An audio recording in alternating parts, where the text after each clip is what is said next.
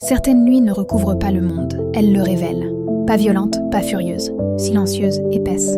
La neige étouffait les sons. Les pas disparaissaient aussitôt posés. Les lampadaires devenaient flous, comme des souvenirs mal fixés. Les rues ne ressemblaient en plus à la ville. Elles ressemblaient à un autre monde. Ce n'était plus de la météo. C'était un passage. Elda s'arrêta net. Un son monta au loin. Un carillon, pas une cloche d'église. Pas une alarme. Un son ancien, métallique. Régulier, point 9 coups. Chaque vibration faisait brûler le symbole sur sa poitrine, comme si son cœur essayait de s'échapper.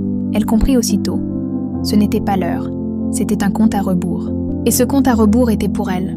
Dans la tempête, une silhouette avançait lentement. La dame vêtue de blanc, mais ce blanc n'était plus lumineux. Il était froid, mat, presque funéraire. Elle ne parlait pas. Elle leva simplement la main et fit signe à Elda d'approcher. Ce n'était plus une invitation. C'était un appel qu'on ne refuse pas sans conséquence. Elda avança. Chaque pas lui demandait un courage qu'elle ne savait plus avoir. Et c'est là qu'elle le vit. La neige sous ses pieds changeait de couleur.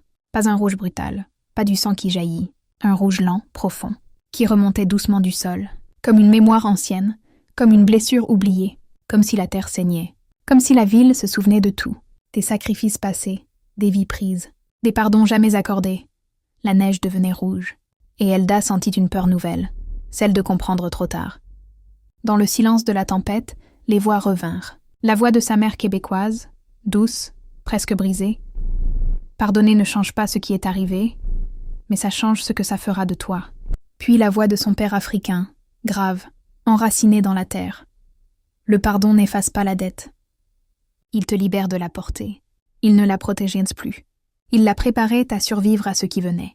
Liam n'était pas là, pas physiquement, mais Elda sentait sa présence, son odeur chaude. La mémoire de sa peau noire contre la sienne, son rire, sa voix. Liam, homme noir haïtien, celui qu'elle aimait. Elle comprit alors une vérité vertigineuse. Le pardon qu'elle faisait maintenant déciderait si Liam existerait encore dans le monde de demain.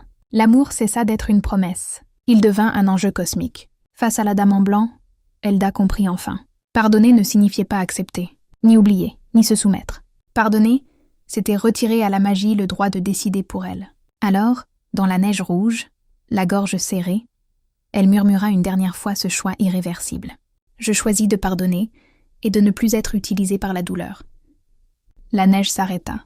D'un coup, le silence devint si total qu'Elda entendit son propre souffle trembler. La dame en blanc s'approcha enfin, assez près pour qu'Elda voie son visage. Ce n'était plus tout à fait la gardienne, et pas encore autre chose.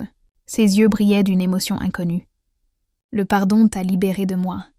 Mais il t'a lié à ce qui vient après. Puis elle disparut. Sur la neige rouge, une trace resta. Une seule des pas. Lourds, décidés. Des pas qui n'étaient pas ceux d'Elda. Quelqu'un d'autre venait d'entrer dans le jeu.